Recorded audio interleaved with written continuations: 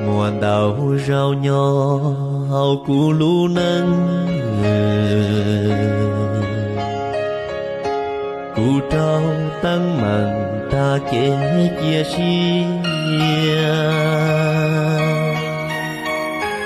chi bao vua bia hai thia lăng tư tia chi va chữ chẳng lưu cú cờ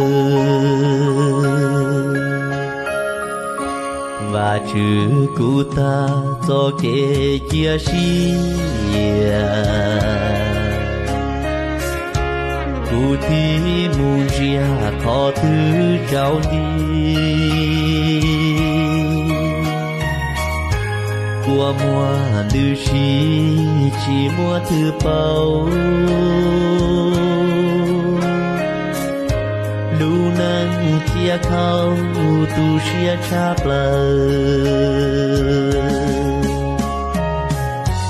và chữ nhỏ tu mùa gió kề lu nữ lu lu cu chua nu chua mò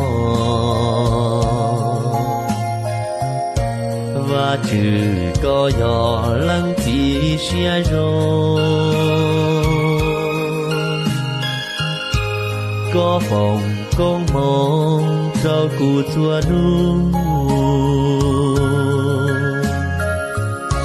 và chữ lu cụ chỉ cho chê ly